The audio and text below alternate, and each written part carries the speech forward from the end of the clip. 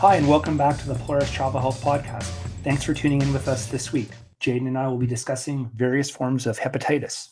Yeah, I think we thought it was kind of a good idea to get all this information into one place. We've talked about different forms of hepatitis in previous episodes, but I think that collecting that information into one podcast is a good idea. And we also wanted to discuss the recent outbreak of sort of an unknown type of hepatitis. So, first off, how many types actually are there? And are they kind of generally distinguishable from one another? There are a bunch of different types of hepatitis that we're going to be talking about. We're really going to be talking about the viral hepatitises that we're aware of. I think a lot of people have some level of familiarity with some of these, like hepatitis A, B, C, D, E, and there's even hepatitis G.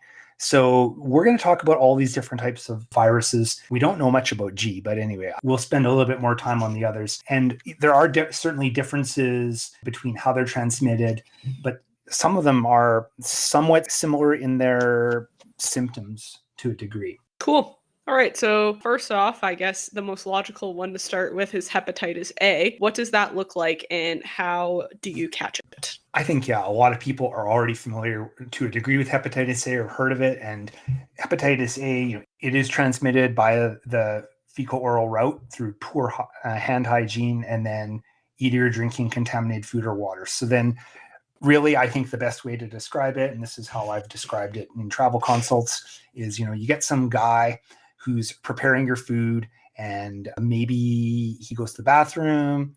He doesn't wash his hands properly after he went to the bathroom, and then he comes back and he prepares your food. And then at that point, when the fecal residue that could be on his hands, he touches your food, you eat the food, you've been potentially exposed to hepatitis A, and you can get it from that contaminated food or water. And, after you get to that point, the virus is replicated in the liver and it causes inflammation and affects the function of the liver. A lot of people will have a very mild or asymptomatic illness. One thing we do find in a lot of developing countries, you get hepatitis A at a very young age. There's hardly any symptoms at all. You won't even know you had it. But as you get older, certainly the possibility of a symptomatic occurrence is higher. And the other thing about it that I think is worth mentioning is there's a really long incubation period. So this is something where, if you're wondering, like, how could a restaurant worker pass this on? Well, the restaurant worker, realistically speaking, probably could be passing it on and feels totally fine, because when you have that long incubation period, they can be passing it on, yet you're still infectious. But then what happens after the long incubation period is you can get the real rapid onset of jaundice, fever, loss of appetite, vomiting, stomach pain, dark pee, liver pain. And in older kids and adults, it usually lasts less than 2 months. But there is a percentage of people, Jayden, I know you did the research on this, but about 10 to 15% have relapsing prolonged symptoms in the amount of 6 to 12 months. So that certainly is a long time. Now, from my reading of it in the past with hepatitis A, if you are symptomatic, you're probably looking at a good month of really being down. Fatality is rare. I believe the case fatality rate is under 1%, but once you start going over 50 years of age, it increases to maybe 1.8%. And immunocompromised, they're more at risk as well. For sure. How about hepatitis E? That one appears to have a quite similar presentation, right? Yeah, I would agree. I think even though we're jumping around in the alphabet, it's probably best to talk about E next, because E and A are very similar in a lot of ways. It's transmitted in exactly the same way, the fecal-oral route, where exactly food handling, but it is less common. We don't see this as much as hepatitis A. And, what we're finding is it can be seen in places in Africa, Asia, the Caribbean, and Mexico.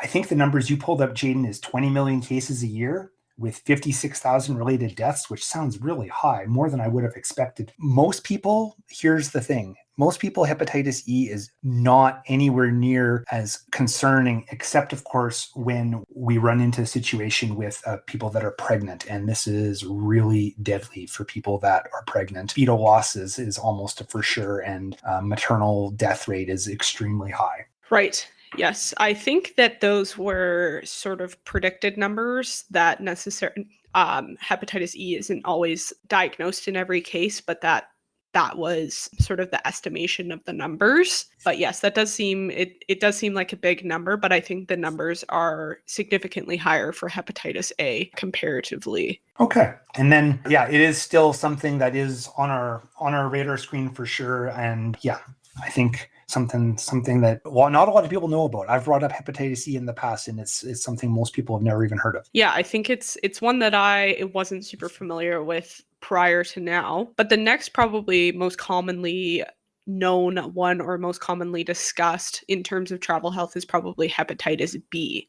How is hepatitis B different than hepatitis A or E? So when you're thinking about hepatitis B, the things that are in common with A, for example, would be it is a virus, it attacks the liver, causes inflammation of the liver, but how you get it, that's where it's really different. And you get it through contact with infected blood, body fluids, through broken skin or via injectable. Or so you can see transmission between a mother and child at birth, IV drug use, sexual contact, shared razors, unsterilized needles, tattoo guns, these kinds of things, even potentially in a healthcare setting and in unscreened blood transfusions. The virus can stay infectious on a surface for several days, I believe, up to 7 days. And the incubation period is also similarly to hepatitis A is quite long, right around the 90-day mark. And some people might stay asymptomatic, but if you are going to have symptoms, it's not something which happens quickly. It's a bit of a long burn from an incubation standpoint. You can have certainly acute illness, but hepatitis B can also become a chronic illness, which is concerning. If you have the acute illness, your recovery rate is probably within 3 months, death rate of around 1.5% and higher for those over 50. The chronic illness can be a real serious chronic disease, which can really result in liver failure, liver dysfunction in general, liver cancer.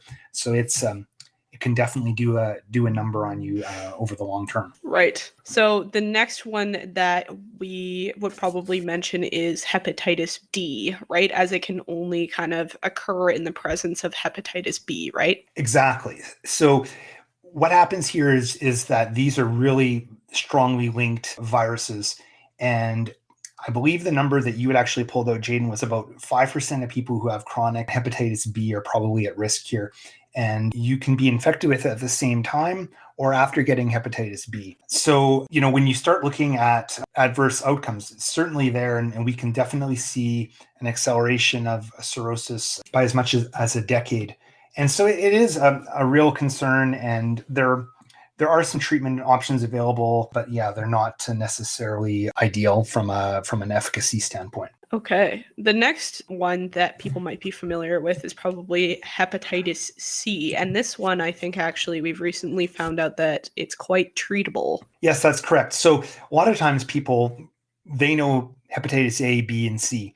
And I think, interestingly enough, for whatever reasons, hepatitis C seems like people are a bit more aware of how this one's transmitted. And it is transmitted very much in the same kind of way that hepatitis B is. Most of the cases that we typically see are through intravenous drug use. So, blood, body fluids, shared dirty needles. We don't really know for sure about sexual contact, but we're pretty confident that there's indirect evidence that supports that. But when you start looking at it, again, another inflammatory disease of the liver. And yeah, so you can have another relatively long incubation period, 2 to 26 weeks after exposure, but can be detected as quickly as 2 weeks after exposure. About 80% of infections have no real symptoms. And actually in the acute phase, usually you have milder symptoms than you would in comparison to A and B. But here's the problem, really. 75% will become chronic carriers, and 25% will develop cirrhosis eventually. It may take a couple decades. So 29% of those who develop cirrhosis will progress to liver failure and liver cancer. So 14% with liver cancer. So definitely some significant long-term sequelae here. Right. Okay. The last one that we mentioned is the newest one, which is hepatitis G. What can you tell us about that? Well, we don't know that much yet at this point. But what we do know is that it is blood, body fluid, sexual contact, like very similar in the vein of the hepatitis B and C. And, I know that you can have persistent infection that can last potentially for years. There's not a lot of proof, though, that it causes serious liver disease. And we don't really have a treatment. So I don't think we've really fully grasp where we're at with this one yet, but it's been identified and named and lettered. So sure, let's include it in the conversation. For sure. That might be one that becomes a little bit more of a topic of discussion later on. But for now, that's, I suppose, what we happen to know about it. The next thing I probably wanted to discuss was the sort of vaccination options. Right now, there's only vaccines available for hepatitis A and B, right? That's correct. So we've had both of these vaccines for hepatitis A and hepatitis B really since the 90s, the early 90s. These are longstanding vaccines that have been available either in an individual composition with just hepatitis A or just hepatitis B, or the combination Twinrix, which has A and B. And so both of these vaccines are effective. They're inactivated vaccines. The side effect profile on them are pretty good overall, your typical arm soreness and tenderness. The hepatitis B vaccine is part of the children's vaccine program in, I think, pretty much every province in Alberta, or in Canada, sorry.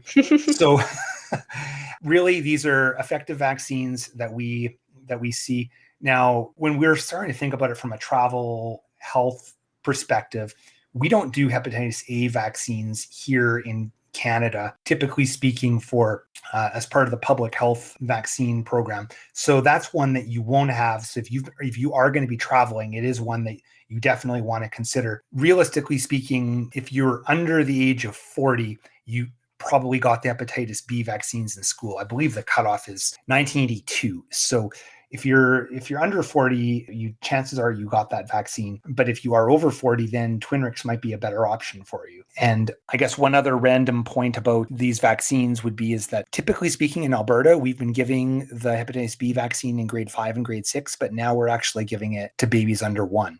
And that it falls in line with a lot of other jurisdictions, like BC has been doing that for quite a while. And yeah, it's typically a vaccine which is given to infants, and now Alberta has kind of fallen in line to that. So we're now starting to see it being given to smaller kids. And in the not too distant future, we won't see the need to do the grade 5, 6s anymore, because once we get to a certain point here, they'll have all been vaccinated as infants. Nice. That sounds like a good idea. Yeah, well, it partly came about because there's a new vaccine available, and it's a combination of 5 different vaccines in one.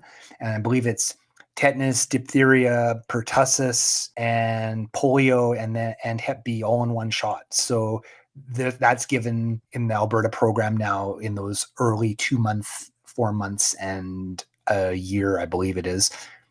Might not have that exactly right, but something to that effect. And then you're covered off on your Bs, and you don't even have to get any extra pokes. I'm impressed that we managed to get 5 in there. That's pretty cool. It is pretty cool. It's a relatively new product. It's been around in Canada for a few years, but yeah, Alberta started doing that. I believe if you have a child born in 2019 or later, they will have the hepatitis B as part of their baby vaccines. But if you say, for example, your child was born in 2017, 2016, no, they're going to be in the last group that are going to get it done when they're in school. Unless, of course, you decide to get it done early, if you're doing like a junior version of Twinrix, something like that, prior to travel or that sort of thing. Very cool. Well, back to hepatitis here. I wanted to discuss the treatment options. I mentioned earlier that there's now a cure / sort of effective treatment for hepatitis C, correct? That is true. There are a few different antiviral regimens that are available, and the treatment process is long and complicated. We're talking about like an 8 to 12 week treatment period of time, but the cure rate is in the order of 95%. So it is significant. I know that this has been a long-standing goal, is to come up with a good hepatitis C treatment. And it seems like we've now come across an effective product. Although, interestingly enough, we've never been able to crack the hepatitis C as a vaccine. And I get that question asked all the time at work and at my clinic, is why haven't we figured out hepatitis C vaccine? And I'm not completely sure about the answer on that, but now I tell people, well, hopefully you're still not going to get it, but there are treatments available now, at least. Well, that's good. And I'm always pretty impressed when I see the number 95% in terms of cure rate. So that's pretty cool. Yeah, no, it's a pretty remarkable thing that they've been working on, and I don't have a lot of direct contact with people that are involved in the clinical aspects of hepatitis C, but I do have a couple colleagues / friends that have had some involvement in this, and yeah, it's pretty remarkable stuff from the information that they've given me. Very cool. All right. Well, turning towards current events a little bit, I think that there's been a little bit of chatter, a little bit of news headlines about an unknown hepatitis virus floating around, especially to do with kids. What can you tell us about that? So here's the time when I pull back the curtain, right, Jayden, and talk about what's been going on. We originally had planned to do this podcast several weeks ago when everything was sort of happening, and I said, oh, no, I think we should just wait a few weeks to see if they can find out some more information before we do the podcast. But I think we kind of decided that maybe it's time to just go with it, because there hasn't been as much about this the last little bit. But we have seen an unexplained outbreak of some severe cases. And here's the freaky part of it, is that they've been in otherwise healthy children. I know that when you had done the research, you had come up with well over 300 probable cases of acute hepatitis throughout the world, and some of them had led to liver transplants, and there were reports of death. So this is significant, and don't really understand why. Some people have posited that it could be related to COVID. We're not really sure. There does seem to be some possible correlations to adenoviruses, but again, we're not really sure. I guess the short answer is we're still trying to figure this out. And yeah, I think we'll have to sort of see what ends up happening. I'm presuming that in the not too distant future, we'll have a bit more information about the details, but something's going on, something weird. And I guess the other thing about it too, which of course is concerning, is healthy kids, right? These are not people with existing comorbidities, or typically speaking, some of the habits that you would associate with, in regards to blood and body fluid transmission. That's not something that's really probably on the radar screen for the kids that are getting this. So yeah, we don't really fully understand, but it's something to watch for. Certainly. And it didn't appear that they were related to travel either, were they? No, there doesn't seem to be any correlation there, because I think there was some thought about, is there some kind of origin of this somehow from some place, and everybody's been connected through travel, and they haven't seemed to connect those dots in any way. So it is a bit of a mystery, and I guess this is just one of those things. It's like, it takes time to figure some of this stuff out. I'm somewhat confident that we'll eventually figure out something, but we're not quite there yet. Well, I am sure that there'll be some news in the coming weeks about that. But is there anything else you wanted to mention or chat about in terms of the hepatitis conversation? Not really. I think we've covered most of the stuff to talk about. I think when you start thinking about these hepatitises, the A, B, and C are obviously the ones of most note. And D is kind of interesting in the sense that it's so closely tied to B. And then E, a little bit more obscure, but like I had mentioned previously, it's a very devastating illness if you're pregnant. And yeah, I was like talking about vaccines. So certainly the A and B have a vaccine. Here's a thing, and we didn't prep on this, Jayden, so I'm gonna hit you with something. Apparently there is a hepatitis E vaccine in China, and I don't really know much about it, except that it exists, and it only exists in China. I don't know much about effectiveness or mechanism of action, but my understanding is there is a hepatitis E vaccine in China. I've never really researched it beyond that, but yeah, it's apparently a thing. Is it one that they would give to kids, or is it just, or do you not know I actually much don't about it beyond that? I don't really know. I don't know much about it. I know it exists, and I don't beyond the fact it's made by a Chinese pharmaceutical company, and it's only available in China.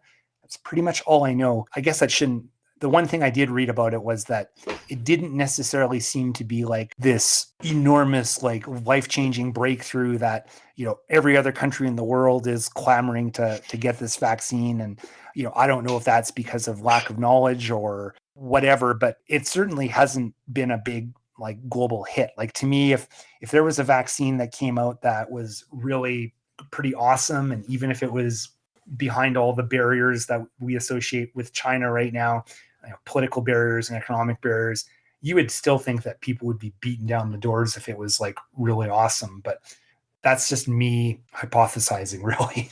Approved in 2012 for use in China. Oh, you're already checking it out. Yeah. So don't know much about it, but I don't think we're likely to be seeing it Canadian fridges anytime soon, though. Interesting. Well, it's always interesting to look at sort of like a disease grouping like this and sort of, I don't know, I thought it was interesting to research, so I hope everyone else thinks so too. Yeah, I would agree. I think it's interesting stuff for sure. Totally. Okay. Anything else you want to mention? I think that pretty much covers it. Like we could probably go on and on, talk about some of this stuff, but I think that we've kind of hit the key points that I want to hit. And I think gives us a little bit of an overview and kind of a to be continued as well, I guess. Yeah, we might have an update soon. Perhaps. All right. Well, thank you for tuning into this week's edition of the Polaris Travel Health Podcast. A reminder that the information and advice we provide in this podcast are not a substitute for live medical advice tailored to your itinerary and your medical history. If you have questions or you'd like to book an appointment, please head over to our website, www.polaristravelclinic.ca. Check us out on Twitter @PolarisTravelRx and our Facebook page as well. We hope you'll tune in again with us next week. Thanks, Jayden. Thank you.